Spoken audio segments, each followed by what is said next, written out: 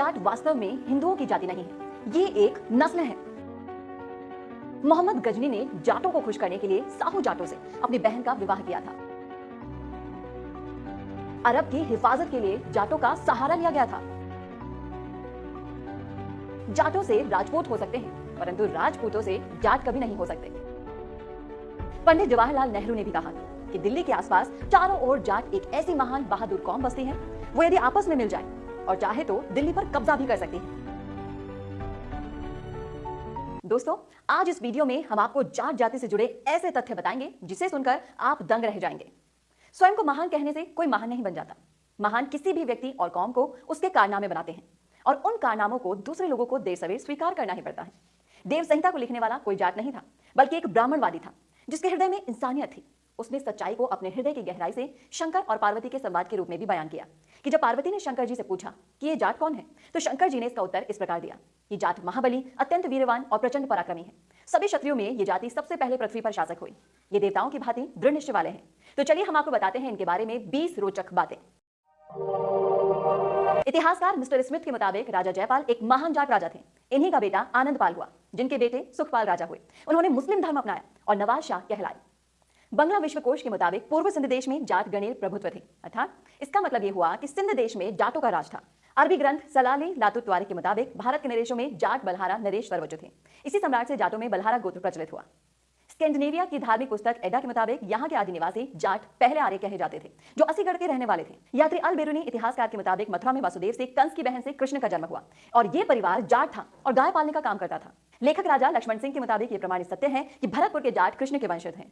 इतिहास को देखा जाए तो ये जानने को मिलता है कि कालांतर में यादव अपने आप को जाट कहलाते थे, जिन्हें एकजुट होकर लड़ने और काम करने की प्रकृति थी, और अहिर जाति का एक बड़ा भाग अपने आप को यादव कहने लगा था। आज भी भारत में बहुत अहिर हैं जो अपने आप को यादव नहीं मानते, बल्कि ग्वाला वंशी मानते हैं।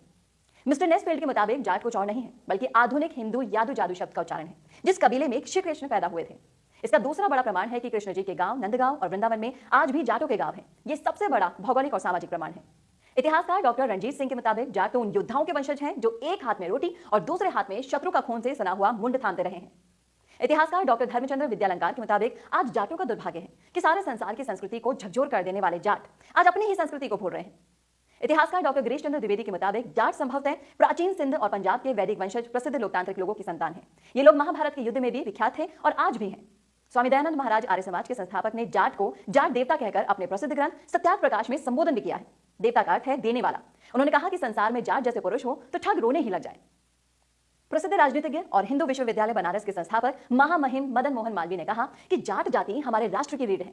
भारत माता को इस वीर जाति से बड़ी आशाएं हैं। भारत का भविष्य जाट जाति पर निर्भर करता है। दीनबंधु सर छोटू राम ने कहा कि हे ईश्वर, जब भी कभी मुझे दोबारा से इंसान जाति में जन्म दे तो मुझे इसी महान जाट जाति के जाट के घर में जन्म देना। मुस्लिमों के पैगंबर हजरत मोहम्मद साहब के मुताबिक ये बहादुर जाट हवा का रुख देखकर लड़ाई का रुख पलट देते हैं। हिटलर, जो कि खुद भी एक जाट थे, उन्होंने कहा कि मेरे शरीर में शुद्ध आर्य नस्ल का खून बहता है। ये वही जाट थे जो वैदिक संस्कृति के स्वास्तिक चिन्ह को जर्मनी ले गए थे।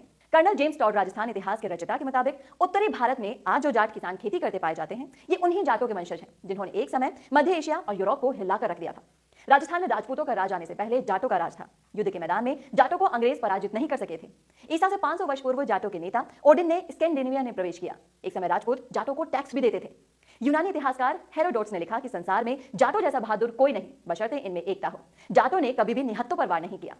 महान सम्राट सिकंदर जब जाटों के बार बार आक्रमणों से तंग आकर वापस लौटने लगे तो उन्होंने कहा कि इन खतरनाक जाटों से बचकर रहना चाहिए। एक पंपोनियस नाम के प्राचीन इतिहासकार ने कहा कि जाट युद्ध और शत्रु की हत्या से प्यार करते हैं। हमलावर तैमूर लंग के मुताबिक जाट एक बहुत ही ताकतवर जाति है, शत्रु पर टिड्डियों की तरह टूट पड़ती है। इन्होंने मुसलमानों के हृदय में भय भी उत्पन्न कर दिया था।